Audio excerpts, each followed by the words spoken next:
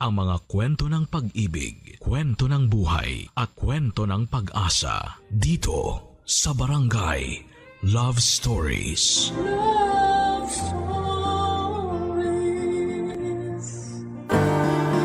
Madaling makuha ang tiwala ng isang tao pero hindi ang respeto. Dahil sa oras na mawala ang respeto ay wala ng kahit na anong salita o paliwanag ang kayang magpabago ng tingin nila sa iyo. Ikaw, kabarangay, kakayanin mo bang samahan sa paglubog sa buhay ang taong mahal mo? Dear Papa Dudut, isang mapagpalang araw po sa inyo at sa ating mga kabarangay na nakikinig ngayon. Itago niyo na lamang po ako sa pangalang Sara. Isang masugid na tagapakinig dito sa Ilocos. Gusto ko lang i-share ang kwento ng buhay ko na naniniwala ako makapagbibigay ng aral sa ating mga kabarangay. Nakilala ko ang asawa kong si Rolly noong makifiesta ako sa bahay ng isang kaibigan. Pinsan siya ng kaibigan ko at si Rolly daw mismo ang nag-request na ipakilala siya sa akin. Mula noon ay madalas na kaming magkausap sa text o tawag. Hanggang sa niligawan na nga niya ako at sinagot ko rin kaagad siya. Mabait naman kasi si Rolly, gwapo at malambing. Isang taon ang lumipas nang ipagbuntis ko ang unang anak namin. Dahil nasa tamang edad naman kami noon, nagdesisyon na kaming magpakasal kaagad, Papa Dudut.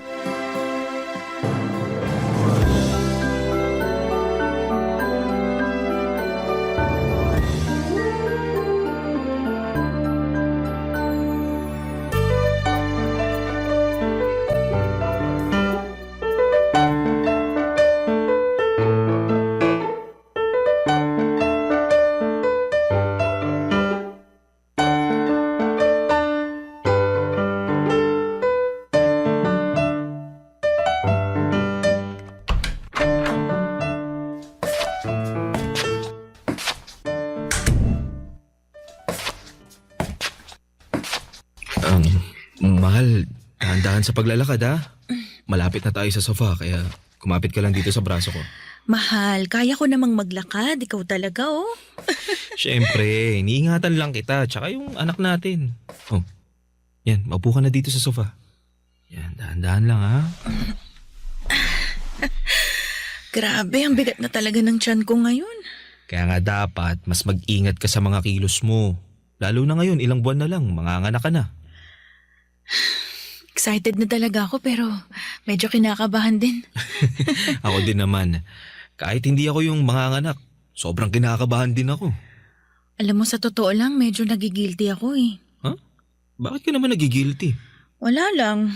Naisip ko lang na baka hindi pa talaga tayo handa na maging magulang. Teka, nagsisisi ka bang nagpakasal tayo? Siyempre hindi. Yun naman pala eh. Ibig sabihin, may tiwala ka sa relasyon natin. Nakakayanin nating dalawa yung responsibilidad na to. Mahal, pasensya ka na, ha? Minsan talaga, hindi ko na alam kung ano yung pumapasok sa isip ko. May mga oras nga na naguguluhan na rin ako sa nararamdaman ko eh. Ang alam ko, normal lang yan sa nagbubuntis. Yung maguluhan ka sa mga bagay sa paligid mo o kahit sa sarili mo. Alam mo, mabuti na lang din at hindi ako masyadong nahirapan sa paglilihi. Siguro kasi palagi ka rin nasa tabi ko. Binibigay mo lahat ng gusto kong kainin. Kaya mahal, thank you ha. Kasi hindi ka napapagod na asikasuhin ako. Yun na lang kasi ang kaya kong gawin. Kung pwede nga lang na ako na lang ang magbuntis para wala ka na talagang hirap na pagdaanan eh. Saka ako dapat ang magpasalamat sa'yo. Kasi hindi ka nagdalawang isip na magpakasal sa akin. Alam mo naman na pangarap ko dati na magkaroon ng buong pamilya, di ba? Bata pa lang kasi ako nung maghiwalay ang mga magulang ko. At tinupad mo yung pangarap ko nung alokin mo na ako magpakasal sa'yo. Mahal, sinabi ko sa'yo dati pa na wala akong ibang gustong makasama sa habang buhay kundi ikaw lang. Wala na makilala kita. Alam ko na sa sarili ko na ikaw na yung pang forever ko. Kaya nga nang sabihin mo sa akin na magkakaanak na tayong dalawa, sobrang saya ng puso ko eh. Lalo na nung pumayag ka magpakasal sa akin. Isa yun sa pinakamasayang araw sa buhay ko. Naiyak naman ako sa mga sinasabi mo, mahal. Sinasabi ko lang naman yung totoo. na tutuparin ko lahat ng pinangako ko sa'yo sa loob ng simbahan. Mamahalin kita ng tapat. Ikaw at ang magiging anak natin. Ako rin. Gagawin ko ang lahat para maging mabuting asawa sa'yo at nanay sa magiging anak natin. Papa Dudut, bata pa lamang ako nang maghiwalay noon ang mga magulang ko kaya pinangarap ko na talagang magkaroon ng buong pamilya. May kaba pa nga sa akin noon nang ipaalam ko kay Rolly ang tungkol sa ipinagbubuntis ko. Natakot ako na baka hindi niya ako panagutan. Pero kabaligtaran noon ang nangyari dahil nakita ko ang saya sa mga mata niya nang sabihin kong magkakaanak na kaming dalawa, Papa Dudut. Hindi siya nagdalawang isip na alokin ako na magpakasal. Naging maayos naman ang pagsasama namin ng una dahil responsableng asawa si Rolly. Naging simple pero magaan ang buhay namin. Naitatawid ng pamamasada ng tricycle ni Rolly ang lahat ng pangangailangan namin, Papa Dudut. Hanggang sa nasundan ang anak namin noon. Doon nagsimula na unti-unting bumigat ang buhay namin, Papa Dudut.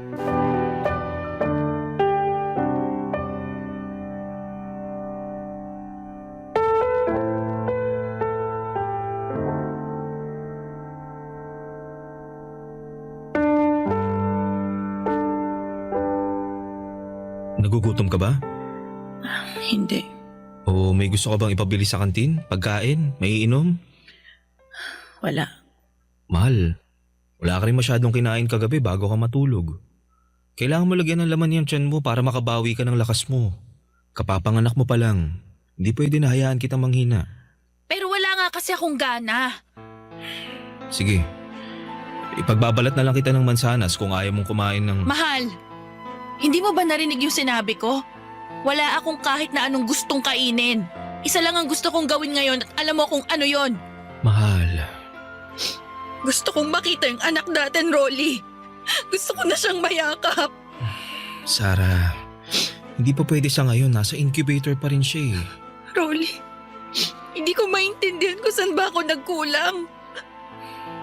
Ginawa ko naman lahat ng tamang pag-aalaga sa sarili ko habang pinagbubuntis ko siya eh. Bakit kailangan na maranasan niya lahat ng hirap na to? Mahal, Tana. Baka makasama pa sa katawan mo yan. Lalo yung pag-iyak mo ngayon.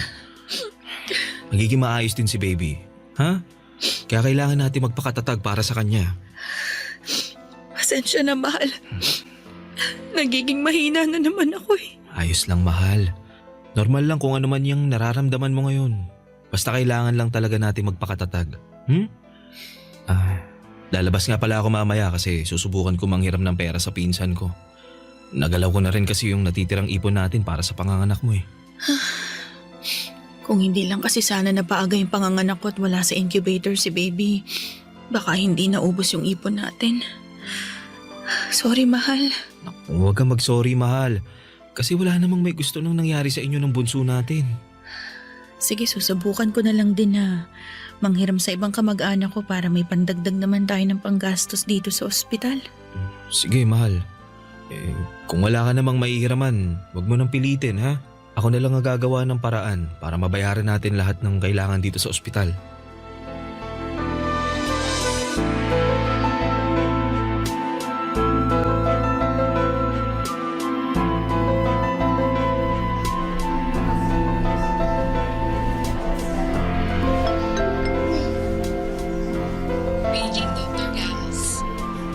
Grabe, Sarah. Kamukhang-kamukha mo talaga ang bunso mo. Ganyan din yung mukha mo habang natutulog ka nung baby ka pa. Talaga po, Tita Lani. Naalala ko nga po na may picture tayong dalawa na karga niyo ko nung baby pa lang ako. Sa anak ng mga pinsan ko, ikaw talaga ang pinakapaborito ko na kargahin noon. Hindi ka kasi malikot saka hindi iyakin. Ay, sana makalabas na sa incubator ang anak mo para makarga na rin natin siya. Yan din po ang palagi naming dasal ni Sarah, Tita Lani. Nako, huwag kayong mag-alala. Mabait ang Diyos at mabuti kayong mga magulang. Kaya sigurado ako na pakikinggan niya ang mga dasal niyo. Naku, Tita Lani, sana nga po. Kasi gusto ko na rin po talagang mayakap yung anak ko eh. Tita, salamat nga po pala dahil pinahiram niyo kami ng pera ni Rolly ha. Para may pambayad kami dito sa ospital. Sara, kanina ka pa nagpapasalamat sa akin. Sabi ko naman sa'yo, hindi ba? Nandito lang ako kapag kailangan nyo ng tulong kasi malaki ang naging utang na loob ko sa nanay mo.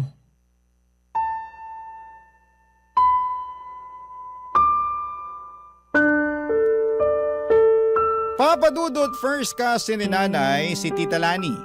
Bago mamatay si nanay dahil sa komplikasyon sa diabetes ay matagal na niyang nakukwento si Tita Lani. Hindi ko na rin siya noon nakita dahil ang alam ko ay nagtatrabaho na siya sa abroad noong nasa elementary pa lamang ako.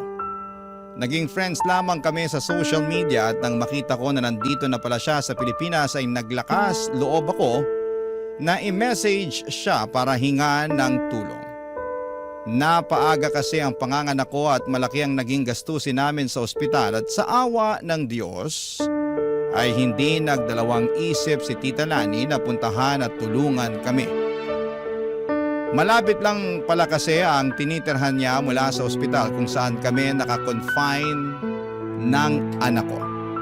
Kaya naman malaki ang naging pasasalamat ko talaga sa pagtulong na ginawa niya sa amin noon nung kailangan namin siya, Papa Dudut.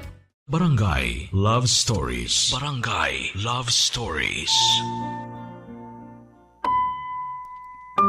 Papa Dudut, isang buwan pa ang lumipas nang sa wakas ay mailabas na rin namin ng ospital ang bunso naming anak.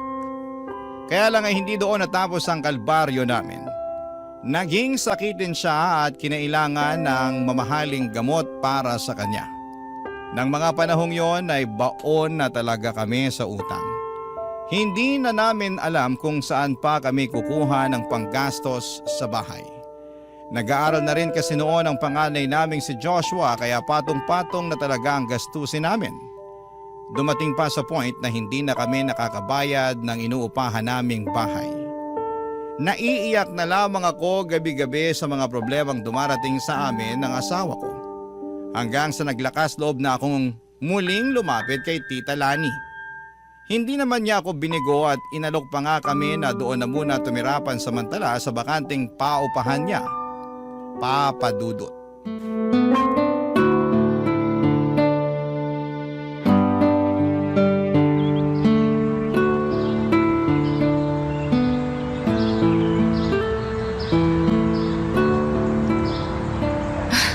Ang luwag po ng sala nitong paupahan niyo, Tita Lani.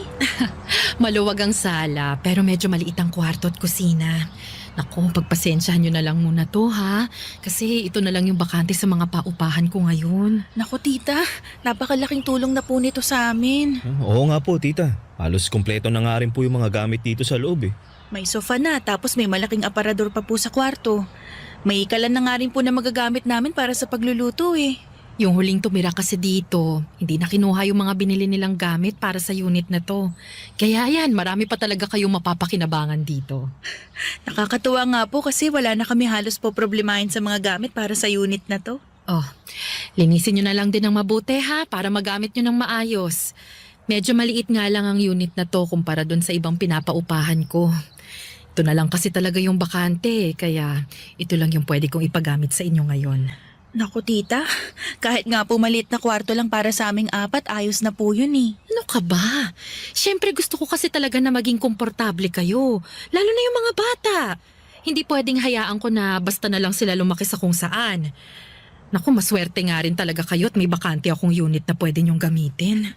Kaya nga po eh, nagulat talaga kami ni Rolly na bakanting unit po talaga ng paupahan niyo ipapagamit niyo sa amin. Isang buwan na rin naman kasing walang umuupa dito. Tsaka sigurado naman ako na aalagaan yung mabuti ang unit na to. Naku, makakasiguro po talaga kayo kasi pareho kaming masipag ni Sarah sa mga gawaing bahay.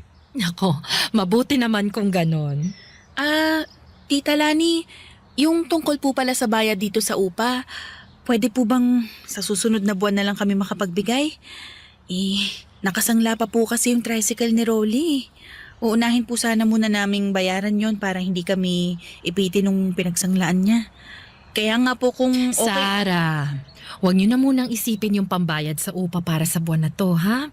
Pati na rin yung sa susunod na buwan. Unahin niyo muna ang mga dapat na unahing bayaran.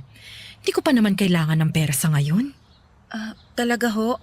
Sigurado po kayo, Tita Lani? Oo naman. Kaya nga huwag niyo na munang isipin yon. Alam ko naman na kapag nakaluwag-luwag na kayo, makakapagbayad na rin kayo sa akin. Naku, promise po yan, Tita. Magbabayad po kagad kami. Salamat po talaga sa pagtulong niyo sa amin, ha? Sabi ko naman sa'yo, di ba? Malaki ang utang na loob ko sa nanay mo, Sarah. Hindi man ako nakabawi sa kanya noon. At least, ikaw ang natutulungan ko ngayon. Kung nabubuhay lang po si nanay, malaki rin po ang magiging pasasalamat niya sa inyo. Basta, kung may ibang kailangan pa kayo, huwag kayo mahihiyang magsabi sa akin, ha? Tutulungan ko kayo hanggat kaya ko. Papa Dudut, matandang dalaga si Tita Lani kaya wala siyang ibang kasama sa buhay. Ang kwento niya sa akin ay si nanay ang nagpahiram ng pera sa kanya para makapagtrabaho siya sa abroad. Hindi niya na raw na ibalik ang pera na yon kasi hindi naman daw siya siningil ni nanay. Matagal din siyang nagtrabaho sa abroad at hindi na nakauwi kahit noong mamatay si nanay. Nang makabalik siya sa Pilipinas ay nagpatayo siya ng ilang paupahan at negosyo. Yung bakanteng paupahan niya na may kompletong gamit ang pinagamit niya sa amin ng libre. Nahihiya talaga kami noon ni Rolly pero tinanggap namin lahat ng tulong na binibigay niya. Ang sabi ni Tita Lani kung hindi daw siya pinahiram ni nanay noon ay hindi siya makakapag-abroad at hindi niya maipupundar lahat ng negosyo na meron siya sa ngayon. Kaya gusto niya makabawi kay nanay at ang ginagawa niya na yon ay ang paraan niya sa pamamagitan ng pagtulong niya sa aming mag-asawa, Papa Dudut.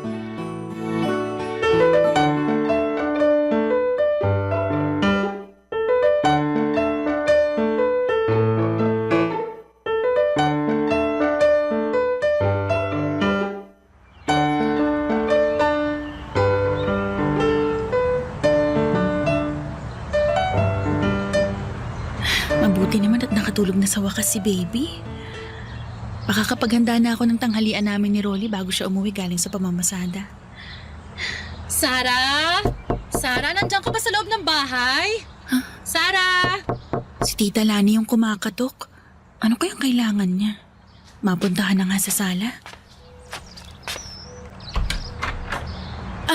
Hi po, Tita Lani. Kumusta? Mabuti naman at nandito ka, Sarah.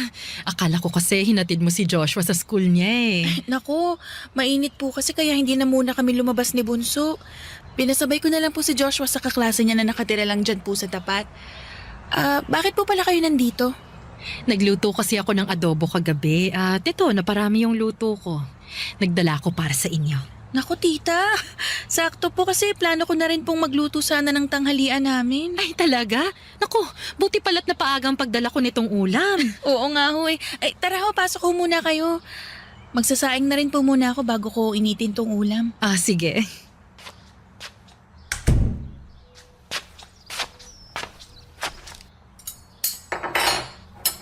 Oh, Sarah, kumusta naman kayo dito sa tinitirhan nyo? Eto ho, maayos naman po kami dito. Malakas ang ulan ng isang araw ah. Wala ba kayong naging problema sa mga tulo mula sa kisame? Wala naman ho, Tita. Maayos naman po yung kisame nitong bahay at wala rin pong kahit na anong tulo kahit na malakas yung ulan. Mabuti naman kung ganon. Siya nga pala, kamusta na nga pala yung bayad nyo para dun sa pinagsanglaan ng tricycle ni Rolly? Nakapagbayad na ho kami dun sa pinsan ni Rolly. Hindi niya na rin kami tinatakot na kukunin niya yung tricycle ng asawa ko. Sara naman kasi. Bakit naman kasi dun pa nangutang si Rolly? Parang ang sama ng ugali nun eh. Alam naman ng pinsan niya na yung tricycle lang na yun ang pinagkukunan nyo ng panggasto sa araw-araw. Tapos tatakutin pa kayo na kukunin yun sa inyo kapag hindi ka agad nakapagbayad ng utang sa kanya. Kaya nga ho sinabi ko kay Rolly na unahin na muna naming bayaran yung pinsan niya eh. Ang laki pa ng interest na kinailangan namin bayaran. Grabe naman talaga ang pinsan na yan. Parang hindi ka mag-anak. Naku, ganun po yata talaga yung nagagawa ng pera, Tita. Sana matuto na si Rolly na lumapit at humingi ng tulong sa tamang tao. Paano kasi? Kayo rin mag-iinang nadadamay sa gulo na pinapasok niya. Ay nako, sinabi ko na rin po yan sa kanya. Piliin yung mga lalapitan na tao kasi yung iba, sinasamantala rin po talaga yung kahinaan at pangangailangan namin. Ganon na nga. Dahil iba na talaga ang panahon ngayon. Ay, aalis na rin pala ako ha kasi magtatanong pa ako sa kapitbahay kung may kilala silang tubero. Ay, bakit ho tita? Anong ipapaayos nyo? Nababasa kasi ang sahig ng kusina ko. Mukhang tumatagas ang tubig mula sa ilalim ng lababo. Ay, si Rolly ho marunong mag-ayos ng lababo yon. May gamit din po siya para doon. Alam mo tita, ang mabuti pa, papuntahin ko po siya sa bahay nyo pagkatapos niyang magtanghalian mamaya, okay? Papa Dudut, masasabi ko na malaki talaga ang naging tulong ni Tita Lani sa buhay namin noon. Hindi kasi biro ang magbayad buwan-buwan ng upa sa bahay.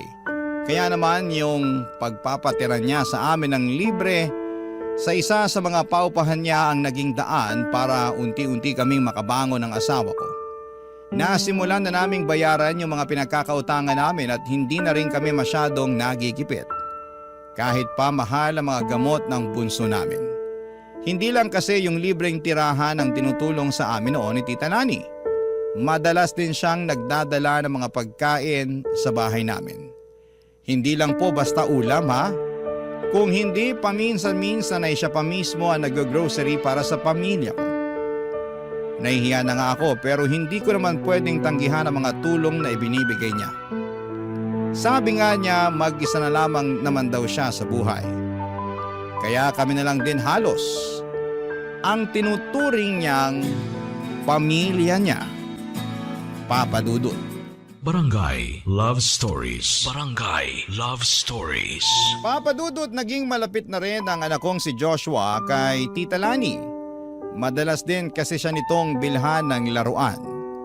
Alam ko kasi na mahilig sa bata si Tita Lani at pangarap niya rin na magkaanak noon. Pero dahil masyado siyang nag-focus sa pagtatrabaho, pagpapaaral sa mga pamangkin at pagpapatayo ng negosyo, ay nawala na siya ng oras para sa sarili niya. At yung mga pamangkin na pinag-aral niya raw noon ay hindi na rin siya nagagawang kumustahin.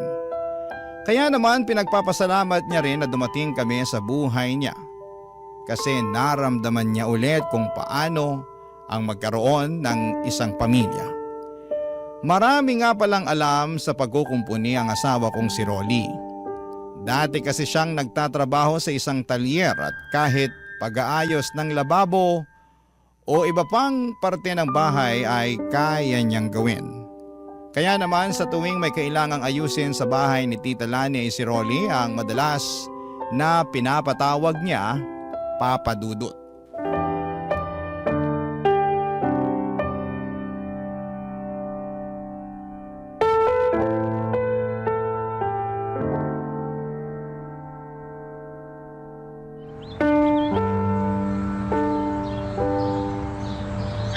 Nasaan na kaya si Rolly?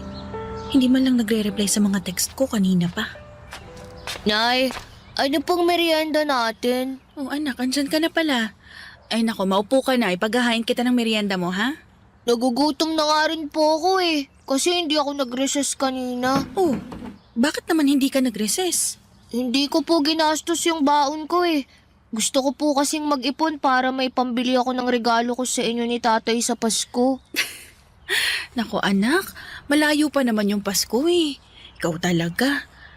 Oh, eto na yung niluto kong maruya para sa merienda mo. Iyan! Yay! Kain ka lang ha. Sa susunod, wag mong ginugutom ang sarili mo ha. Baka ikaw naman ang magkasakit. Opo, Nay. Ang sarap talaga ng maruya na luto nyo. Nako, gutom ka lang kaya mo nasasabi yan. Sige na, kumain ka lang ha. Tatawagan ko lang yung tatay mo. Si tatay po ang tatawagan nyo. Nakita ko po siya sa bayan kanina. Pero hindi niya po ako nakita kasi nakasakay na po ako ng jeep. Talaga? Opo, Nay. Doon ba sa may paradahan ng tricycle mo ba siya nakita? Kanina ko pa kasi siya tinitext pero hindi siya nagre-reply Hindi ko po siya doon nakita Pero nakita ko pong pumasok sila sa may malaking tindahan na malapit po sa palengke. Pumasok? Sila? Sino naman kasama ng tatay mo kanina nung makita mo? Si Lola Rani po, Nay.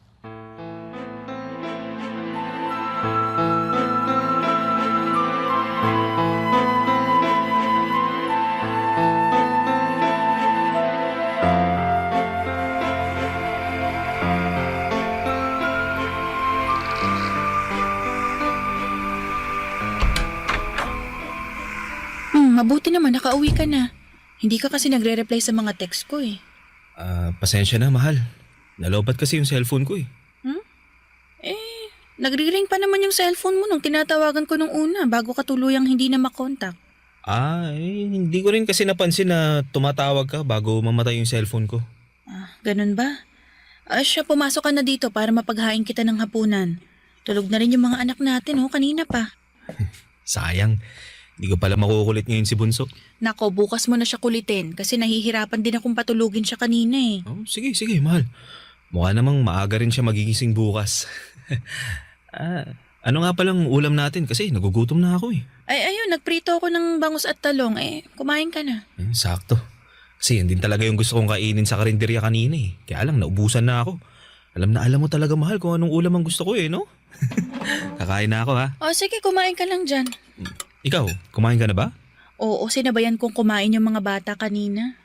Ganun ba? Pwede ko na rin palang ubusin tong ulam. Oo na. Sige na, sa'yo na lahat yan. Sarap, mahal. Mahal, bakit ka nga pala ginabi ng uwi ngayon? Naflatan kasi ko eh. Dinaan ko pa dun sa talyer kanina yung tricycle ko. Mga anong oras yon? Ewan ko, mga alas 5 ng hapon. Sa talyer, doon ka lang pumunta kanina? Oo, dun lang. Nintay ko lang na matapos yung pagpapalit ng gulong ko kasi wala na akong extra eh. Pagkatapos, pumasada na ulit ako bago umuwi dito sa bahay. Pasensya ka na talaga, mahal ha. Di ako nakapag-text sa'yo. Ayos lang. Wala namang problema doon, mahal. Papa Dudut, hindi ko alam kung bakit pero mula nang sabihin ang panganay kong anak na si Joshua na nakita niyang magkasama ang asawa at tita ko ay may kung anong kakaibang kaba na nararamdaman ako. Nagsisimula na ring may mga bagay na pumasok sa isipan ko noon. Nadagdagan pa yung kaba ko nang hindi sabihin sa akin ni Rolly na magkasama sila ng hapon na yon ni Tita Lani. Pakiramdam ko tuloy noon ay may tinatago siya sa akin na hindi ko magugustuhan. Pinipilit ko rin talagang iwasan na mag-isip ng hindi maganda kasi malaki ang respeto ko kay Tita Lani. Alam ko rin na malaki ang utang na loob namin sa kanya ng pamilya ko. At kilala ko si Rolly na hindi ako kayang saktan o lokohin. Pero kahit na anong gawin ko noon, kailanman ay hindi na naaalis ang kaba sa dibdib ko. Hanggang isang umaga ng Sabado ay maaga akong nagising at nagulat ako na wala na si Rolly sa tabi ko. Nabasa ko na lamang ang text niya na maaga daw siyang papasada. Hindi ko alam kung bakit pero pagkatapos kong ipaghanda si Joshua ng almusal, sinabihan ko siya na lalabas lamang ako saglit para pumunta sa bahay ni Tita Lani. May dala akong pandesal noon para sa almusal niya. Kumatok ako at nakita ko na bukas ang pinto kaya tumuloy na akong pumasok sa loob ng bahay ni Tita Lani, Papa Dudut.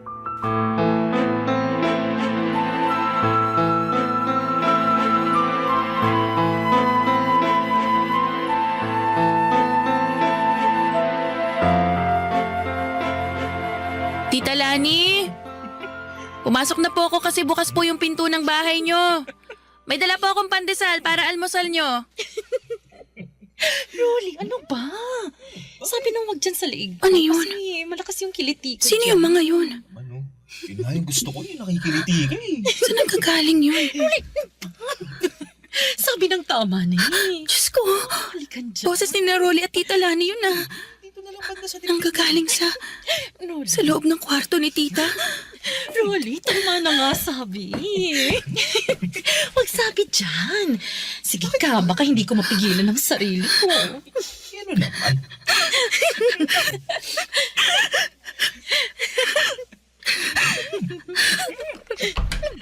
Mga walang iya kayo! Mga hayop! Ang bababoy niyo! Sarah, Mahal! Huwag mo ako matawag-tawag na mahal ang baboy mo! Hayaan mo muna ako magpaliwanag, mahal! Ano bang ipapaliwanag mo? Nakita ko lahat, Rolly! Sarah, huminahan ka muna, ha? Huwag ka mag-iskandalo sa loob ng pamamahay ko. Talaga ba? Ha, Tita Lani? Yung pa talagang sasabihin mo sa akin? mo kasi naiintindihan eh. Hindi ko talaga maiintindihan kasi kahit kailan, hindi ko gagawin yung kababuyan na ginagawa niyong dalawa. Rolly, minahal kita. Wala akong ibang ginawa kundi yung mahalin ka, pero paano mo nagawa sa akin to? Sarah, mahal ka. Hindi mo ako mahal, Rolly. Kasi kung mahal mo ako, hindi mo to gagawin. Hindi mo ako sasaktan. Hindi mo man lang naisip yung mga anak natin. Kahit sila na lang sana, Rolly. Kahit hindi na ako. Sana kahit yung mga bata na lang yung inisip mo. Pwede ba, Sarah?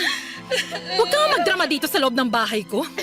Ayoko marinig ka ng mga kapitbahay ko. Bakit, tita? Nahihiya kayo? May natitira pa talaga kayong hiya sa katawan niyo? Grabe ka! Sobrang taas pa naman ang respeto ko sa inyo, tapos asawa ko pa pala nilalandi niyo! Bakit kasi hindi ka muna tumingin sa salamin para malaman mo kung bakit ka niloko ng asawa mo? Lani, tama na! Totoo naman ang sinabi ko, di ba? At ikaw mismo ang nagsabi sa akin na mas mabango at magaling ako sa kama kesa dyan sa asawa mo. Sabi ng tama na eh. Ano? Kakampihan mo na siya ngayon? Siya na ulit ang gusto mo?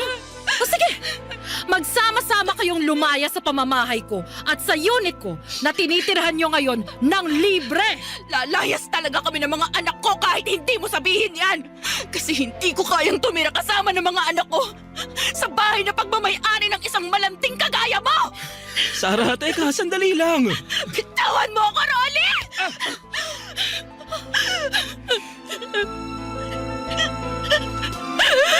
At huwag na huwag mong susubukan na sundan kami ng mga bata. Dahil baka mademanda pa kita. Kayo ng babae mo! Ang bababoy niya!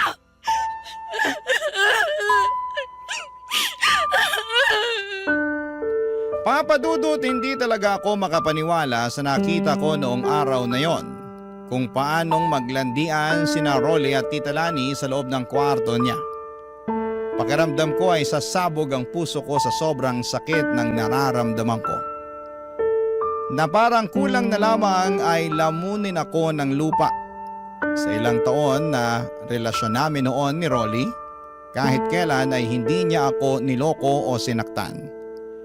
Kaya naman sobrang laki talaga ng tiwala ko sa kanya. Sa sobrang laki, hindi ko pinansin ang mga bagay na dapat matagal ko nang binibigyan ng atensyon.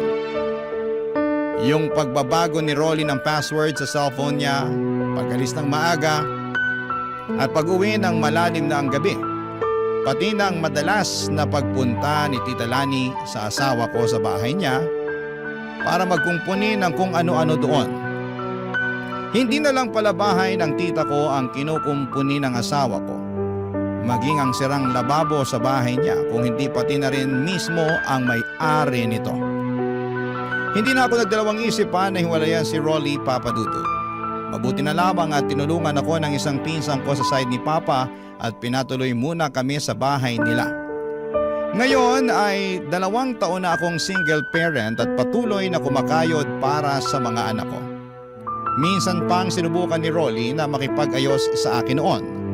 At kahit pangarap ko talaga ang magkaroon ng buong pamilya, ay hindi ko kayang patawarin ang napakalaking kasalanan niya sa akin. Para lamang maging buo kami, Papa Dudut. Hanggang dito na lamang po ang sulat ko at sana po ay nakapag-iwan ito ng aral sa ating mga kabarangay. Ang inyong kapuso at kabarangay forever, Sarah. Kwentuhan naman tayo dito sa comment section. Ang mga kwento ng pag-ibig, kwento ng buhay at kwento ng pag-asa dito sa Barangay Love Stories.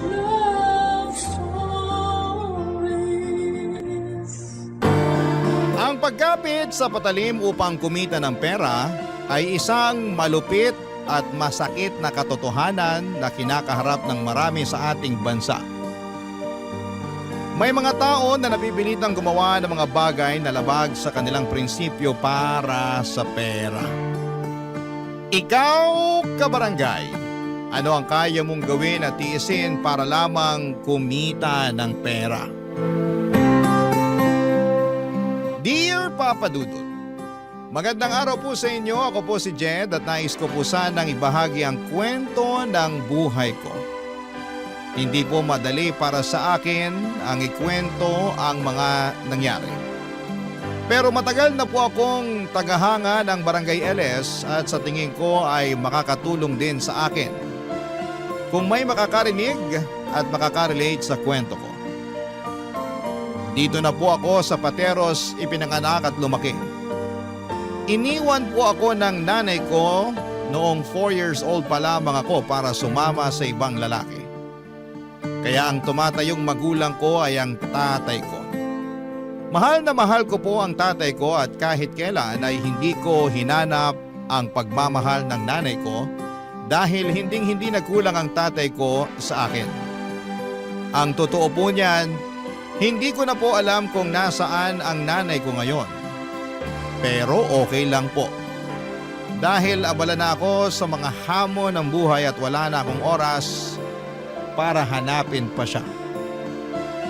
Hindi po kami mayaman ni tatay, Papa Dudut. Ang tatay ko po ay isang construction worker at ako naman po ay nagtatrabaho bilang crew sa isang restaurant. Ang mga kinikita namin ay sakto lamang para sa pang-araw-araw na pangangailangan namin. Pero kahit na ganun pa man ay pareho namang kaming masaya ni tatay. Isa din po sa mga dahilan kung bakit hindi ako sumusuko sa mga pagsubok ng buhay ay ang matalik kong kaibigan na si Migs. Pareho po kaming lumaki dito sa Pateros. Pakiramdam ko po ay isa sa mga dahilan kung bakit nagkakaintindihan kami ni Migs ay dahil pareho kaming lumaki sa broken family. Si Migs po ay iniwan ng tatay niya noong 6 years old pa lamang siya at ang nanay na lang po niya ang kasama niya. Paminsan-minsan nga po ay nagbibiroan kami ni Migs na sana ay magkatuluyan na lamang ang tatay ko at ang nanay niya para maging kapatid ko na lamang siya.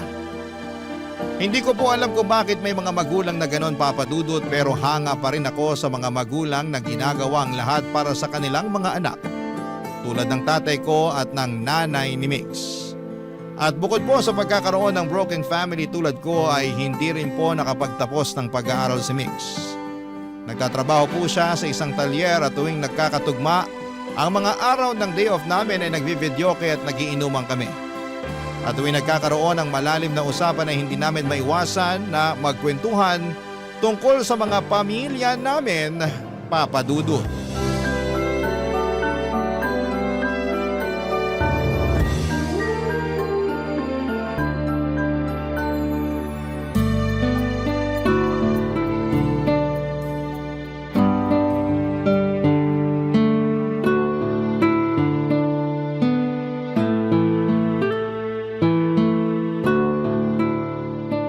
Pakisala nga sa video okay bro. 44914. Hindi ka ba nagsasawa sa kakabidyoke mo? Eh ang pangit ng boses mo eh. Nagmana lang naman ako sa'yo. Ang totoo nga niyan, parang masusuka na nga ako eh. Ang dami ko na rin kasing nainom. Ang hina mo naman. Pero seryoso, mamaya ka na kumanta. Magkwentuhan na muna tayo. Oh, ba't mukhang problemado ka dyan? Naaawa na kasi ko kay nanay eh. Alam mo naman na pinilaki niya ako na mag-isa, di ba? Gusto kong bigyan na maginhawa na buhay yung nanay ko, bro. Pero wala eh. Kulang na kulang yung kinikita ko sa talyer. Uy, ba't ka nagdadrama? Mukhang marami ka na nga nainom. Hindi eh. May sahayop kasi yung tatay ko na yun. Bubuntisin niya si nanay tapos hindi niya naman pala kami kayang panindigan. Wala siyang kwenta. Hayop siya.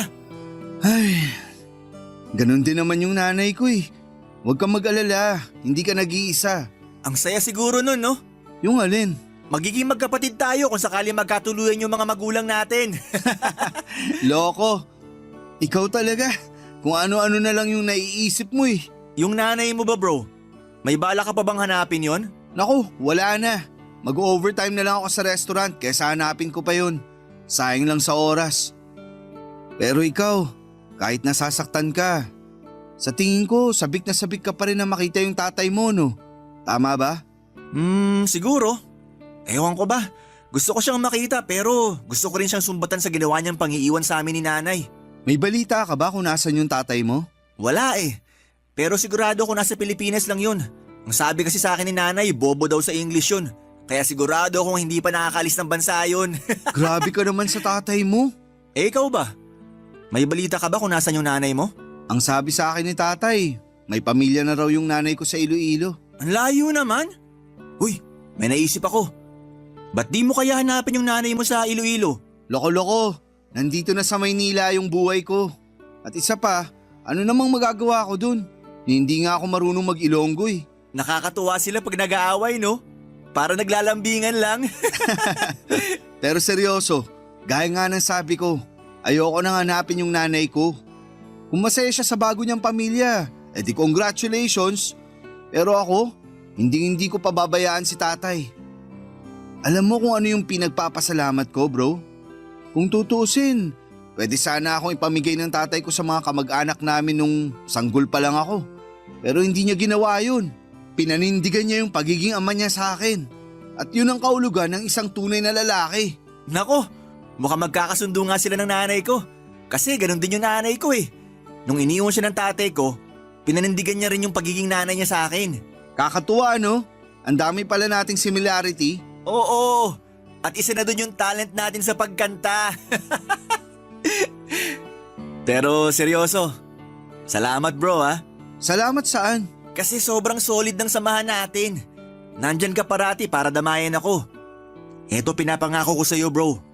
Walang makakasira sa samahan natin. I love you bro. Pakis nga. Sapakin kita dyan eh. Ayoko na talaga. Nasusuka na ako eh. Uwi na tayo. Sobrang killjoy naman ito. Tiisin mo na muna yan. Oh, etong pulutan oh. Hindi ko na talaga kaya bro. Uuwi na ako. Ako na magbabayad nitong in-order natin. Hindi na nga pala ako nasusuka. Ano nga ulit yung number mo? Sala ko na dito sa videoke. Yan tayo eh. Huwag kang mag-alala, titiisin ko na lang. At isa pa, hati na rin tayo sa bayad. Ba't ko naman iaasa sa iyo yung bayad? Eh pareho lang naman tayo na nagtatrabaho. Yun! Papadudod si Migs na talaga yung kasama ko sa lahat ng bagay. Hindi siya yung tipo ng kaibigan na iiwanan ka kapag nahihirapan ka. Siya yung klase ng tao na kahit may pinagdadaanan siya ay hindi kanya pababayaan. At ganon din naman po ako sa kanya, Papadudot. Para ko na siyang kapatid at gagawin ko rin ang lahat para sa kanya. At isa pa ay magkalapit lang din kasi ang bahay namin. Kaya hindi kami nahihirapan kapag kailangan namin ang isa't isa. Ang totoo niyan ay nalulungkot ako para kay Migs kasi hindi siya yung tipo ng tao na nag-o-open up tungkol sa tatay niya. Pero tuwing nagiinuman kami ay bigla na lamang siyang magrarant tungkol sa tatay niya at naiintindihan ko naman siya, Papadudot. Kasi hindi naman nagkakalayo yung kwento ng buhay namin. Parehong tinakasan ng tatay ni Migs at ng nanay ko ang mga responsibilidad nila sa amin. Ang totoo po niyan ay asar na asar ako noong unang malaman ko na nasa Iloilo na pala ang nanay ko kasama ang bago niyang pamilya. Sobrang naiinis ako kasi ang kapal naman ng mukha niya na umasta na parang wala siyang iniwang anak dito sa Maynila. Pero kinaya naming pareho ni tatay na wala ang nanay ko. At sigurado ako na hindi na namin siya kakailanganin kailanman. At ganoon na lang din yung sinabi ko kay Migs na hindi na niya kailangan ng tatay niya kasi nakayanan niya na mabuhay na hindi humihingi ng tulong sa tatay niya. Lumipas nga po ang ilang linggo at wala namang nagbago sa buhay ko. Kayod sa trabaho tapos uuwi para makapagpahinga. Tapos kinabukasan ay magtatrabaho na naman. At ganoon din ang naging sistema ng buhay ni Migs. Hanggang isang araw. Nagbago po ang lahat ng dynamics. Nasa trabaho ako nang mabalitaan kong naaksidente ang tatay ko sa construction site na pinagtatrabahuhan niya. Sobra po akong nataranta ng araw na yon. At ang pinakamasakla pa ay wala akong sapat na ipon para ipagamot siya. Pero wala akong ibang choice kundi ang ipa-admit siya sa ospital. Mawala na po ang lahat sa akin, Papadudot. Huwag lang po ang tatay ko. Habang tumatagal ay tumataas ang bayarin sa ospital. At wala na rin akong kinikita dahil nagpaalam po ako sa amo ko na hindi na muna ako makakapag-duty kasi kailangan kong bantayan si tatay sa ospital. Hindi na rin ako nagparamdam kay Mix kasi ayaw ko na siyang abalahin pa. Oo, kasangga ko siya sa lahat ng laban sa buhay, pero may mga pagkakataon talaga na mas pipiliin ko na lamang na solohin ang problema ko kaysa maging pabigat sa ibang tao. Aaminin ko na ma-pride akong tao at yung ayoko sa lahat ay yung kinakaawaan ako. Pero dumating din yung pagkakataon na hindi ko na talaga kinaya pa. Kaya naman nakapag-decide ako na tawagan si Migs at hilingin sa kanya na dalawin ako sa ospital, Papa Dudut.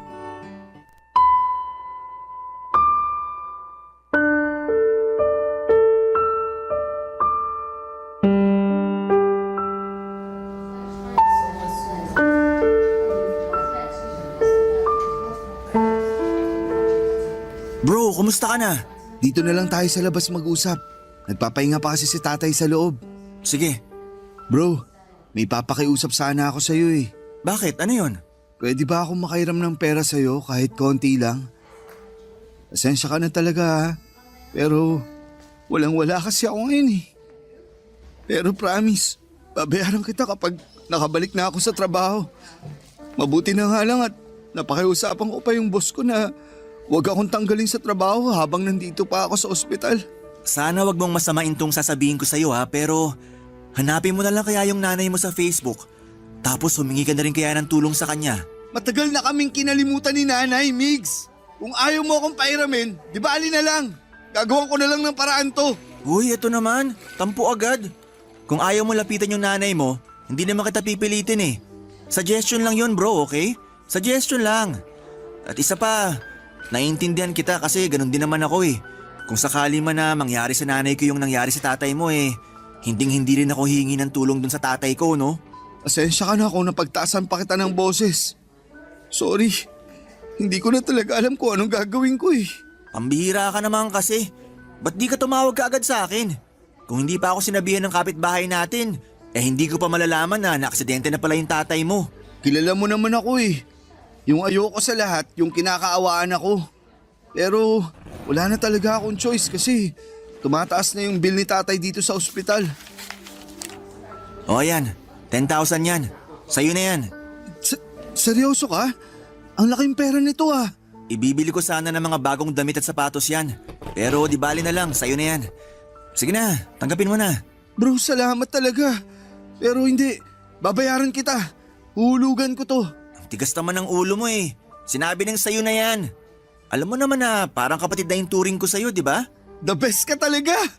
Hindi ko alam kung anong ginawa ko para magkaroon ng kaibigan na tulad mo. Huwag ka na magdrama dyan. Baka maiyak lang ako sa'yo. Nga pala, saan ka naman nakakuha ng ganito kalaking pera? Nag-overtime ka ba sa talyer? Nako, alam mo naman na barya-barya lang yung kinikita ko sa talyer eh. So saan ka nakakuha ng ganito kalaking halaga? May sideline ka? Baka pwede mo naman akong i-refer oh. Gusto mo ba talagang malaman kung saan ko nakuha yung ganyan kalaking pera? Oo. Halika dito, lumapit ka sa akin. Ibubulong ko sa'yo. May pinupuntahan akong bar pagkatapos ng shift ko sa talyer bro. At maraming silahis na, alam mo na, nagbibigay ng pera kapalit ng good time. Seryoso ka? Kailan mo pa ito ginagawa? Noong nakaraang linggo lang. Pambihira ka bro. Hindi ka ba mapapahamak dyan? Sa hirap ng buhay ngayon, wala akong choice. Mamamatay kami pareho sa gutom ng nanay ko kung yung sahod ko lang sa talyer ang aasahan ko. Pero lilinawin ko lang sa'yo. Walang pilitan to ah. Pwera na lang kung interesado ka. Ayoko. Baka mapahamak lang ako dyan. Mukha ba ako napahamak? Sandali lang, may papakita ako sa'yo. Ito yung bago kong cellphone bro. Pambihira. Patingin nga. Ito yung bagong labas na model ah. Ito yung palagi ko nakikita sa Facebook. 60,000 yung presyo nito. Nako, barya lang yan dun sa katransaksyon ko. Nakita niya kasi na kakarag-karag na yung luma kong cellphone. Kaya ayan, binilhan niya ako ng bago. So ano, aatras ka pa ba?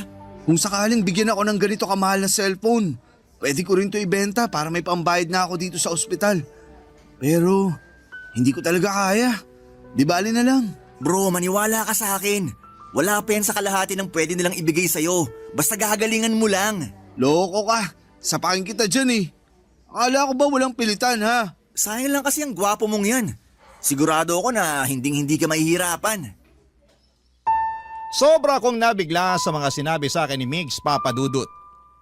Akala ko po kasi ay sa mga teleserye o sa TV lamang nangyayari ang mga ganong klase ng sitwasyon. Yung binabayaran ka ng malaking halaga kapalit ng pagsama sa ibang tao. Pero nangyayari pala talaga siya sa totoong buhay. Sobrang inosente ko po ng mga panahong yon at hindi ko talaga inaasahan na papasukin ni Migs yung ganong klase ng sideline. Aaminin ko noong una ay hinusgahan ko siya, pero habang tumatagal ay na-realize ko naman na wala namang masama doon basta't pareho kayong may kasunduan ng makakatransaksyon mo. Pero ayoko pa rin talaga, Papa Dudut. Kasi hindi ko kayang makipagsiping sa isang tao na hindi ko namang kilala. Akala ko po ay magagawan ko ng paraan yung bill sa ospital ni tatay, pero mas lalo pang lumala ang sitwasyon. Nang isa-isa nang pumunta sa bahay namin yung mga katrabaho ni tatay sa construction. Doon ko po napag-alaman na may utang pala si tatay sa kanila at ngayon ay naniningil na sila ng bayad. Nalaman ko rin po yung perang inuutang ni tatay sa mga katrabaho niya ay ginagamit pala niya sa pagsusugal. Hindi ko po akalain na nagsusugal pala siya at hindi ko po malalaman kung hindi pa dumating yung mga katrabaho niya sa bahay para maningil. Para po ako mababaliw sa dami ng problema ng mga panahong yon.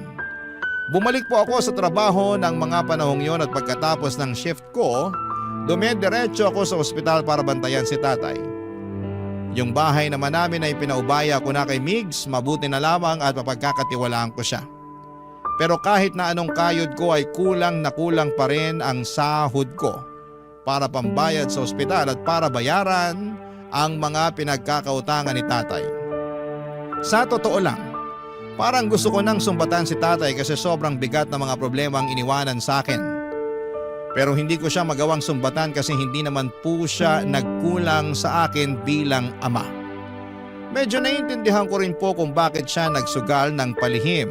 Kami po kasing mga mahihirap ay araw-araw kami naghahanap ng paraan para makaahon sa buhay.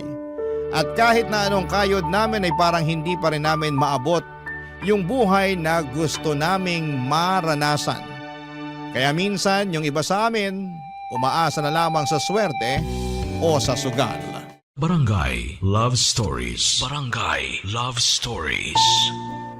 Dumating ang araw na kinailangan ko talagang lunukin ang pride ko, Papa Dudut.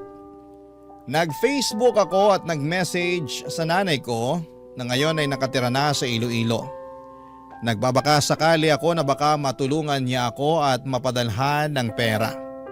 Kasi hindi ko na talaga kayang pasanin lahat ng responsibilidad na iniwan ni tatay. Gustong gusto ko na talagang mabayaran ng buo yung bill ni tatay sa ospital at pati na rin yung mga inutangan niya. Di bali na pong mahirap basta wala lang utang. Pagkalipas ng ilang araw ay nakatanggap ako ng message mula sa nanay ko. Pero imbis na gumaan ang loob ko, Papa Dudut, ay mas lalo lamang itong bumigat. Ipinagduldulan niya lang sa akin na masaya na siya sa buhay niya ngayon kasama ang bago niyang pamilya. At ayaw na raw niya akong makausap. Galit na galit po ako noong araw na yon. At hindi ko na napigilan ang sarili ko na umiyak.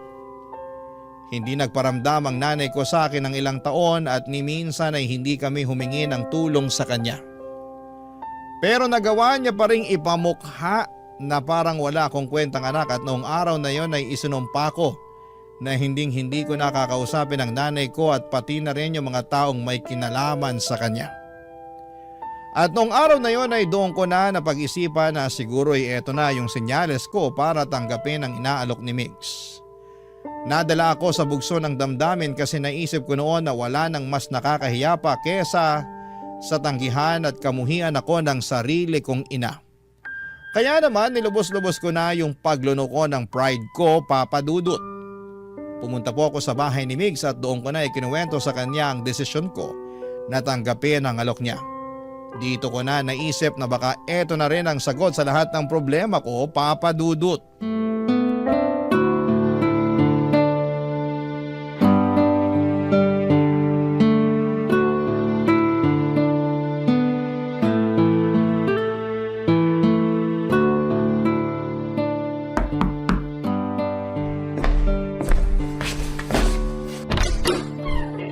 Bro, halika, pasok! Salamat ha. Pasensya na kung biglaan. Ano ka ba? Goods lang kasi yung nanay ko namamalengke. Kaya solong-solo natin tong bahay ngayon. Nga pala, kumusta na yung tatay mo? Okay na ba siya? Ayun, nasa ospital pa rin. Pero nagpapagaling na. Mabuti naman kung ganun. Pero bro, mas lalo lang ako namomroblema ngayon eh. O bakit? Ano nangyari? Paano ba naman kasi tong si tatay? Hindi niya sinabi sa akin na nabaon na pala siya sa utang. Kaya eto, ako ngayon yung sinisingil ng mga inutangan niya sa construction. Kaya pala.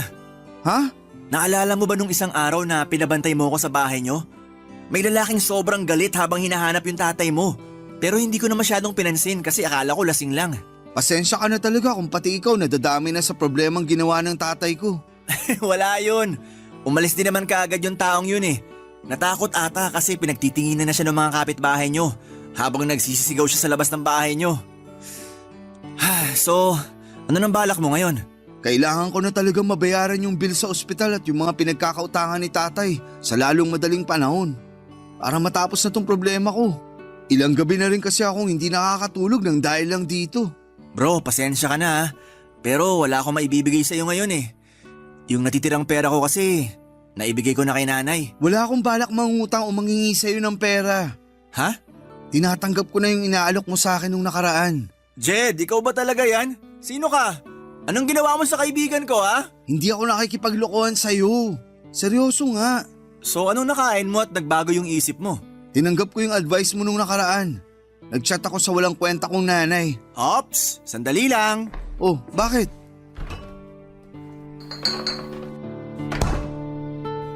Oh, eto, 1 litro ng beer. Binili ko yan nung isang araw. Pambihira, ba't may beer ka? Iniinom ko yan tuwing tinatalakan ako dito sa bahay. Puro kakalokohan. Hindi ka na talaga nagbago. O eto, shot ka muna. Salamat. Sarap. Sige lang, magkwento ka lang dyan. Ayun na nga. Ipinamukha niya lang sa akin na may bago na siyang pamilya at ayaw niya na raw ako makausap. Ibang klase din talaga. Alam mo yung nanay mo, tatay ko? Wala silang pinagkaiba eh. Ang dapat sa mga yan, binabalatan ng buhay. Hayaan mo na lang. Wala din namang mangyayari kung iisipin pa natin sila. Huy, saglit. Balik tayo. Seryoso ka? Tinatanggap mo na yung inaalok ko sa'yo nung nakaraan? Oo, bakit? Ayaw mo ba? Hindi naman sa ganon. Nakakapanibago lang kasi. Kilala kita, sobrang taas kaya ng pride mo. Hindi ikaw yung tipo ng tao na basta-basta na lang babawiin yung mga salitang nabitawan mo na. Hindi mababayaran ng pride na yan ang bayarin ko sa ospital at yung mga inutangan ng tatay ko.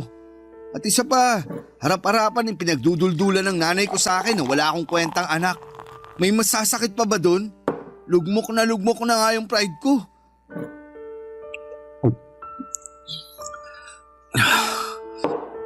Baka nga isa. Ulang to. Huy, dahan-dahan. Baka malasing ka kagad niyan. Gusto ko makalimot. Babayaan mo ako. Pero huwag kang mag-alala bro. Kasi sa susunod, imported na wine na yung iinumin natin. Konting lambing ko lang dun, magbibigay na kaagad yun. Ganun kadali? Wala ka bang bilib sa akin? Alam mo ikaw, dapat bawas-bawasan mo na yung pagkamahiyain mo. Kung gusto mo makuha ang lahat ng gusto mo, dapat kapalan mo na yung mukha mo. Dapat sagarin mo na. Ano ulit yung sasagarin? Sira! Pero siguraduhin mo na hindi ako mapapahamak dyan ha. Ngayon ka pa ba panghihinaan ng loob? Ano ka ba? Ako bahala sa'yo. Ituturo ko sa'yo lahat ng kailangan mong malaman. Easy man ito, promise. Papatulan ko na yan. Wala nang atrasan to. Nang gabing yon ay dinala ako ni Mig sa bar na madalas niyang tambayan. Sobra akong kinabahan kasi bagong mundo ang tatahakin ko, Papa Dudut. Aaminin ko na gustong gusto ko nang kumalas noon pero tuwing naiisip ko ang mga problema ko sa pera, nawawala rin yung kaba ko. Mabuti na lang talaga at nandun si Migs para tulungan ako. Pero hindi rin nagtagal si Migs sa bar kasi may lalaking nagbook ng hotel at mukhang sobrang interesado sa kanya. Mas lalo tuloy akong kinabahan nang kailangan na niyang umalis. Pero pinilit niya akong manatili at binigyan pa ako ng pera para may pambili ng drinks habang naghihintay. Grabe, Papa Dudut. Nagmukha akong tuod sa bar ng panahon na yon. Nag-online games na lamang ako habang umiinom para hindi ako mabagot agad. Habang tumatagal ay napagtanto ko na baka sinuwerte lang talaga si Migs sa mga lumalapit sa kanya, pero makalipas ang ilang oras, may lumapit na rin sa akin na lalaki. May itsura siya, nasa 40s at mukhang may kaya sa buhay. Naggalok siya na bilhan ako ng drinks at pumayag naman ako. Nagkwentuhan kami at tinanong niya kung ilang taon na ako. Saan ako nakatira, may mga simpleng tanong lamang. Pero habang tumatagal ay mas lumalalim na yung mga tanong niya. Nagsimula siyang magtanong tungkol sa mga personal na bagay at hindi nagtagal ay dinala na niya ako sa kotse niya. Nag-drive siya at nag-park kami sa isang liblib na lugar. At doon na may nangyari sa amin. Kitang-kita ko na nagustuhan niya yung ginawa ko sa kanya at bilang pasasalamat ay binigyan niya ako ng 5,000 pesos. Kinuha rin niya yung number ko. Grabe, Papa Dudut. Sa trabaho ko sa restaurant ay baka nga hindi ko pa makuha yung 5,000 sa isang linggo. Tapos nung gabing yon ay hindi pa umaabot ng 5 oras ay naka 5,000 na ako. Lumipas ang ilang linggo at nagpatuloy yung arrangement namin. At lumaki na rin nang lumaki yung pera na natatanggap ko sa kanya. Nang ikinuwento ko sa kanya ang kalagayan ng tatay ko ay hindi siya nagdalawang isip na bigyan pa ako ng pera. At doon na nga mas gumaan ang buhay ko. Nabayaran ko na po ng buo ang hospital bills ni tatay at pati na rin yung mga pinagkakautangan niya. At noong nagkapera na ako ay naisipan kong yayain si Mig sa bahay. Bumili ako ng mga mamahaling alak bilang pasasalamat na rin sa kanya. Kasi kung hindi dahil kay Migs, baka nabubog na ako ng mga inutangan ni tatay at baka mas lalo pang lumaki ang bayarin ko sa ospital, Papa Dudut.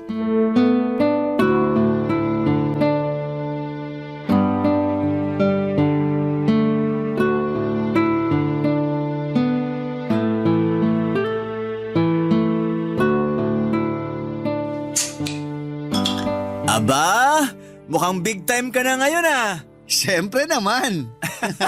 Alam mo bro, masaya ako para sa'yo kasi hindi ka na namumroblema ngayon. Tinan mo nga yung mukha mo, di hamak na mas maaliwalas na, di tulad doon nakaraan. Salamat talaga ha. Kung hindi dahil sa'yo bro, baka tuluyan na ako napatay ng mga pinagkakautangan ni tatay. At kung hindi dahil sa'yo, malamang mas malaki na yung babayaran ko sa ospital ngayon. Maliit na bagay, basta ikaw. So ngayong wala ka ng problema, anong balak mo? Itutuloy mo pa rin ba yung ginagawa mo o titigil ka na? Anong titigil? Saglit lang, may papakita ako sa'yo. Kukunin ko lang. Ano yan? Eto, may bago na akong cellphone bro. Uy hanip, patingin nga. Astig, pareho na tayo ng cellphone. Inggit na inggit kasi ako dun sa cellphone mo eh. Kaya yan, nagpabili na rin ako. Gaya-gaya ka talaga. Sana nagpabili ka na lang ng motor. Okay na ako dito sa cellphone. Mukhang namimihasa ka na talaga. So ano nga? Wala ka nang balak tigilan yung ginagawa mo, no? Bala ko na nga mag-resign sa restaurant na pinapasukan ko sa Makalaway. Sabi naman sa'yo, di ba? Di hamak na mas malaki yung kikitain natin dito. Ang sabihin mo, bad influence ka lang talaga. Hoy!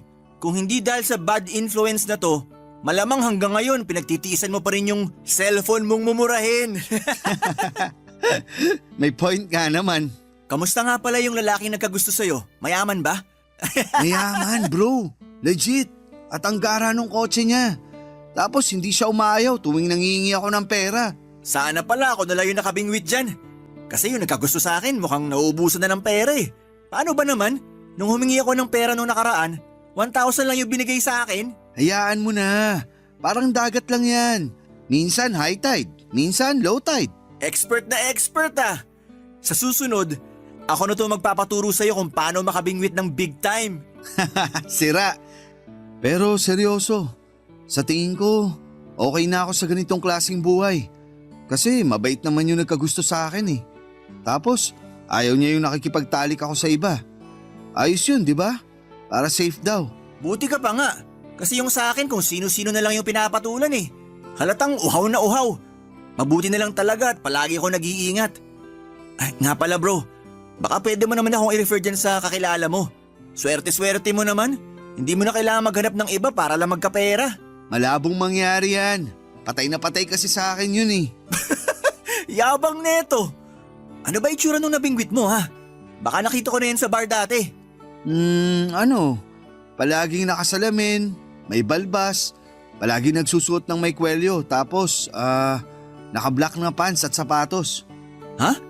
Sino kaya yan? Wala ako nakikitang ganyan sa bar. Di na ako magtataka kasi nung tinanong ko siya kung palagi siyang tumatambay sa bar, ang sabi niya first time niya lang daw sa bar na yun. Kapag sinaswerte ka nga naman oh. First time mo din sa bar na yun nung gabing yun. Pero nakabingwit ka kagad ng mayamang paninindigan ka. Kung swerte ako, swerte ka rin. Kasi kung anong meron ako, meron ka rin. Solid tayo, di ba? Solid forever bro. Basta kapag yumaman ka na, wag mo akong kakalimutan ha. Bro, nung mga panahong walang-wala ako, nung mga panahong nalulungkot ako sa pagkawala ni nanay, at nung mga panahong lugmok na lugmok ako sa problema, ikaw yung laging nandyan para sa akin. Siyempre, hindi kita makakalimutan. Thank you bro. Love you. Nga pala, bago ko makalimutan, may binili nga pala ako para sa'yo. Ano na naman yan? Eto, bumili nga pala ako ng mamahaling casing para sa cellphone natin. 2 yan, isa sa'yo at isa sa akin. Uy, mukhang mamahalin nga. Thank you bro. The best ka talaga. Sandali lang, meron pa nga akong ano dito eh. O ayan, power bank. Para din sa akin to? Hindi, gusto ko lang ipagyabang. Joke lang, sa'yo talaga yan. Nak, sa sensado.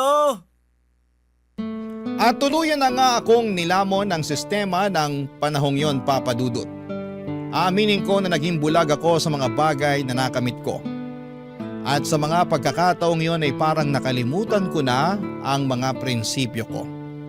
Nasilaw ako sa lahat ng natamo ko, sa pera at sa mga material na bagay. Pero sa kabila ng lahat ng yon ay nagpapasalamat pa rin ako kay Migs. Kung hindi dahil sa kanya ay baka hindi ko pa nabayaran ang mga utang ni tatay at baka mas lalo pang lumaki ang problema ko sa buhay. Lumipas nga ang ilang linggo at nagpatuloy ang pakikipagkita at transaksyon ko sa lalaking nagbibigay sa akin ng pera. Akala ko noon ay ganito lang pala kadali ang buhay. Kung iahalin tulad ninyo po sa online game, para ko nakahanap ng cheat code o hack na nagpapadali ng lahat. Pero isang gabi habang may nangyayari sa amin sa kotse niya at inaabot niya sa akin ng pera ay may napansin ako sa wallet niya. Sa isang sulyap ay nakita ko ang isang larawan ng pamilya. May kasama siyang babae at bata at bigla akong kinabahan at naramdaman ko yung bigat ng konsensya ko. Hindi ko po inaasahan na sa mga oras na ito habang tinatanggap ko ang pera at pinagpapatuloy ang mga bagay na hindi ko akalaing darating sa buhay ko ay may nasisira na pala akong pamilya. Kung tutuusin, may mga taong nagmamahal sa kanya na posibleng masaktan kapag nalaman nila ang ginagawa namin. Hindi ko na napigilan ang sarili ko at kinumpronta ko siya tungkol sa picture na nakita ko sa wallet niya. Tumawa lamang siya at sinabing hiwalay na raw sila ng asawa niya. Noong tinanong ko kung nasaan ang asawa niya, sinabi niya na nasa mabuting kalagayan na raw at ganoon din ang bata. Kaya hindi ko daw dapat ipag-alala kung may nangyayari sa amin. Nakaramdam po ako, Papa Dudut, ng kaunting ginhawa. Nang gabi ding yon na pagkatapos kong itanong sa kanya ang tungkol sa pamilya niya, hindi na ako nangulit pa.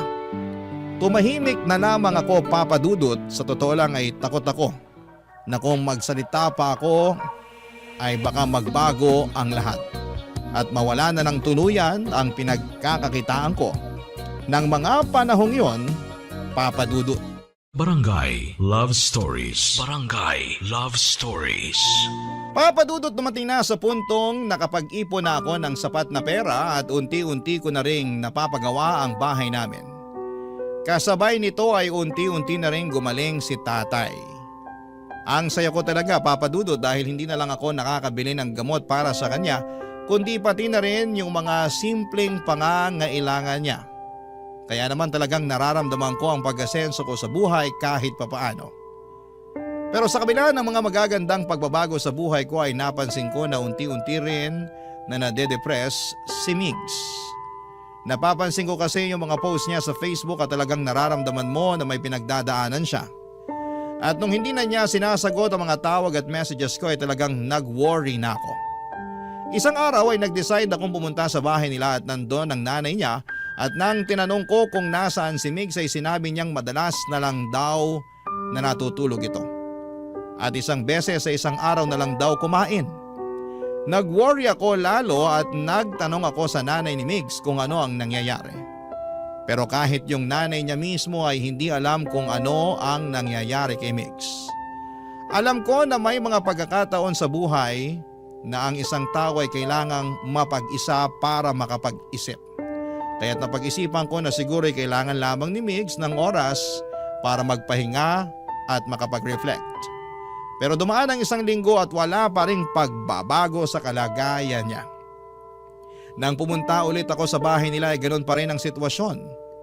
Si Migs palaging nakahiga lang sa kama at bihira pa rin kumain. Noong araw na yon ay hindi na ako nakatiis pa kaya nag-decide ako na bumili ng pagkain mula sa isang kilalang restaurant at nag-take out ako. Pagkatapos po noon ay bumalik ako kaagad sa bahay nila. Nang makarating ako ay hindi ko na pinatagal pa at pumasok na ako sa kwarto ni Migs. Hindi ko alam kung ano ang gagawin ko pero ang gusto ko lang mangyari ay yung maramdaman na nandyan lang ako para sa kanya. Kahit na hindi ko pa alam kung paano ko siya matutulungan. Gusto ko lang na maramdaman niya na hindi siya nag-iisa, Papa Dudut.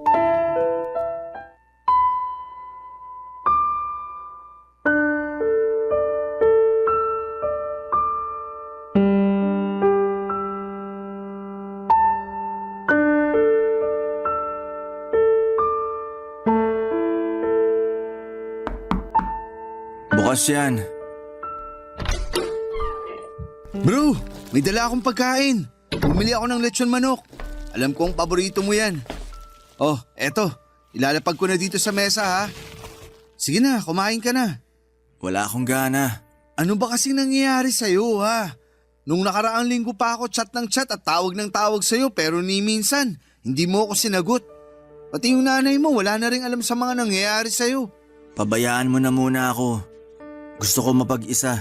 Bro, alam mo naman na nandito lang ako parati para sa'yo, di ba? Sige na, kung ano man yung bigat na dinadala mo, sabihin mo na sa akin. Makikinig ako. Ano bang hindi mo maintindihan sa gusto ko mapag-isa ha? Ang kulit mo rin eh. Sige, sumigaw ka pa. Huwag mo hayaan na lamunin ka ng depression mo. Ilabas mo yan. Gusto mo talagang malaman yung problema ko ha? Galit na galit ako sa tatay ko. Nag-message ako sa kanya sa Facebook noong nakaraang linggo at tinawagan niya ako. Pero ang sabi niya sa akin, wag ko na daw siyang gambalain kasi masaya na daw siya sa buhay niya. Alam ko naman na nandyan si nanay para sa akin pero kasi ang sakit-sakit eh. Ang sakit-sakit nung dinutulak kang papalayo ng sarili mong tatay. Maliit pa ako nung huli niya akong nakita, bro. Ano? Hindi man lang ba siya na-curious kung kumusta na yung anak niya? Hindi man lang ba sumagi sa isip niya na may anak na nangungulila sa pagmamahal niya? Bro, tahan na. Naiintindihan kita kasi pinagdaanan ko rin yan sa nanay ko. Pero kinaya naman natin na wala sila, di ba? Yun na nga eh. Wala silang ambag sa mga buhay natin. Pero bakit nangungulila pa rin ako sa pagmamahal ng isang ama? Kung alam ko lang na masasaktan ako ng ganito, sana pala hindi na lang ako nag-message sa kanya sa Facebook. Eh, ikaw naman kasi.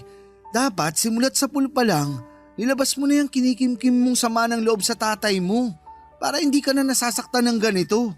Puwisit naman kasi na buhay to eh. Ang kapal din naman ang mukha niya para ipamukha sa akin na wala akong kwentang anak. Eh kung tutuusin, siya tong walang kwentang tatay. Gusto mo ipabarang natin yung tatay mo? Naniniwala ka doon? Hindi natin malalaman kung hindi natin susubukan, di ba? Isasabay ko na rin yung nanay kong walang kwenta. Malay mo, baka bigyan pa tayo ng discount ng mambabarang. Si Raulo. Pero, thank you bro ah. Napagaan mo yung pakiramdam ko. Dapat hindi lechon manok yung dinala ko eh. Dapat alak. Pass na muna ako dyan. Nakainom na ako kagabi. Sumasakit pa nga tong ulo ko. Ibang klase. Ba't di mo ako niyaya? Para ka namang others eh. Pasensya ka na. Gusto ko lang talaga mapag-isa ng mga oras na yun eh. Naiintindihan ko naman. Pero wag mo na akong tatakutin ng ganun ha. Sana man lang nag-message ka para man lang at least alam ko na buhay ka pa pala. Oo na, sorry na talaga. Uy, ba't mukhang gigil na gigil ka? Bakit? Sino ba yung tumatawag ha? Sino pa ba? Kung hindi yung tatay ko na walang kwenta. Sagutin mo na lang kaya para hindi ka na nagkakaganyan. Ano ako, sira? Pagkatapos niya sabihin sa akin na wag ko na raw siyang gambalain kasi mas masaya na siya na wala ako. Na hindi ko nga alam kung bakit pa tumatawag yung mokong na yan eh. Baka naman hihingi ng tawad sa'yo. Sagutin mo na kasi. Gusto mo sagutin ko? Saglit, kunin ko lang. Uy, O, ayan. gagi! Ba't mo naman hinagis yung cellphone? Ang mahal nun eh. Bahala siya sa buhay niya. Mabulok na sana siya sa impyerno. Jijingle ako. Diyan ka lang. Sira ulong yun. Pagdiskitaan ba naman yung cellphone? Sayang naman. Kunin ko na nga lang. Nagasgasan pa ata yung case na binigay ko sa kanya. Sandali lang. Mukhang pamilyar sa akin tong mukha na to ah. Hoy! Ba't hawak-hawak mo yung cellphone ko? Akin na nga yan. Wag na wag mong sasagutin yan kung hindi tatamaan ka sa akin. Tatay mo yung tumatawag sa'yo? Kakasabi ko lang, di ba? Pambihira. Kanina pa ring ng ring to ah. Utang na loob, kanina pa ako naririndi dito. Ayan. Dapat binlock ko na to eh. Bro. Sana wag mong masamain tong sasabihin ko sa'yo ha. Pero mukhang mabait na tao naman yung tatay mo eh. Hulaan ko. Nakita mo yung profile picture niya nung tumatawag siya, no? Sus, wag ka magpapauto. Mukha lang siyang mabait, pero yung ugali niyan, mas masaol pa sa hayop. Pakiramdam ko nga nasuntok ko na yun kung sinabi niya yung mga sinabi niya sa akin sa harapan ko mismo. Ay, kumain na lang tayo. Lalamig na tong lechon manok. Sige. Sobra akong nagulat papadudot nang makita ko yung profile picture ng tumatawag kay Migs. Yung tatay ni Migs at yung lalaki na nagbibigay sa akin ng pera ay iisa lang pala.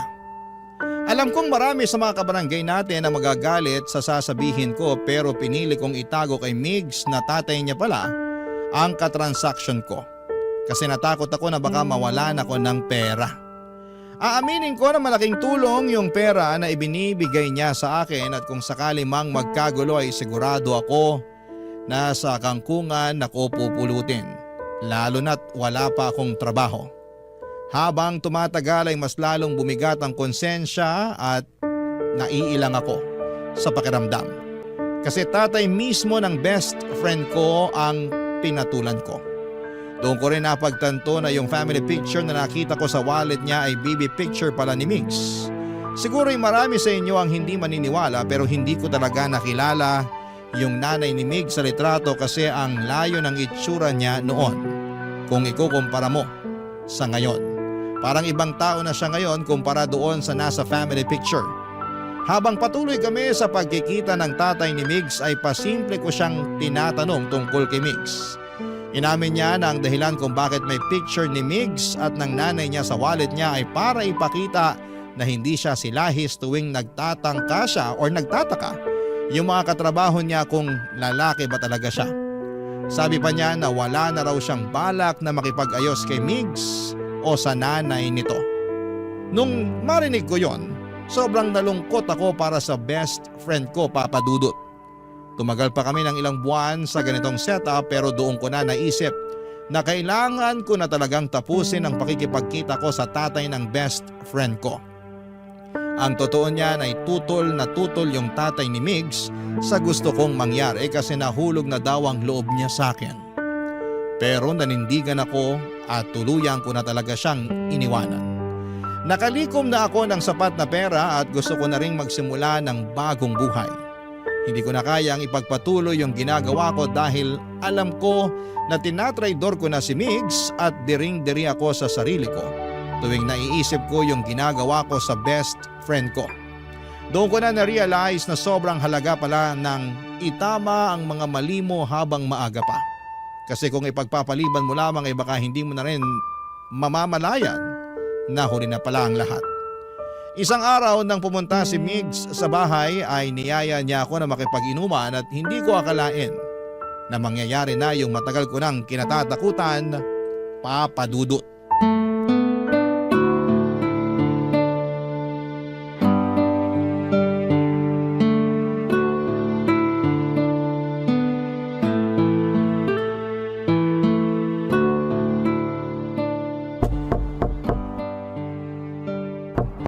Andyan na! Sandali lang! Surprise! Oh, ano naman yung dala-dala mo? Ano pa ba? Eh di alak. Lika, shot tayo. Shh! Natutulog na si tatay sa loob. Dito na lang tayo sa labas ng bahay. Ganun ba? Sige. Himala! Dati, ikaw tong napakababa ng tolerance sa alak. Tapos ngayon, nag-aaya ka makipag-inuman? Anong nakain mo? May rason tayo para mag-celebrate ngayon, bro. Ano naman yun? Nakadilihensya na naman ako. 15 kyaw, bro. 15 kyaw. Ibang klase ka talaga. Kinupitan mo siguro yung tao, no? Grabe ka naman sa akin. Oh, eto. Sa'yo to. Inumin mo na.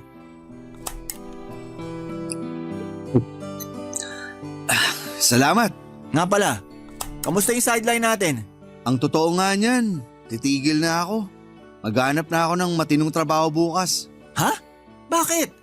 Sayang naman. Mukhang mapera pa naman yung nagkagusto sa'yo. Ayoko na, bro. Kung tutusin, yung mga utang ni tatay at pampa-ospital niya lang naman yung dahilan kung bakit ko pinasok ang ganitong klaseng trabaho. Pero ngayon na wala na akong problema, siguro oras na para magbagong buhay ako. Naks! Linis-linisan na. Kung sa ganon, sa akin na lang yung sugar papa mo. May picture ka ba nun? Pakita mo naman sa akin para malaman ko kung mandidiri ako o hindi. Ano? Wag na, hayaan mo na yun. Damot talaga nito. Uminom ka na lang. Sarap! Uy, hindi mo ba sasagutin yan? Hindi na. Nga pala, nag-resign na ako sa talyer. Oh? Ba't mo naman ginawa yun? Hindi din naman kasi malaki yung kinikita ko dun eh. Tas isa pa, ang sungit-sungit ng boss namin dun. Ba't ako magtitiis kung may choice naman ako, di ba? Ang hirap kasi dito sa atin. Istorbo naman oh. Sino ba kasi to? Patingin nga. Uy, akin na yan.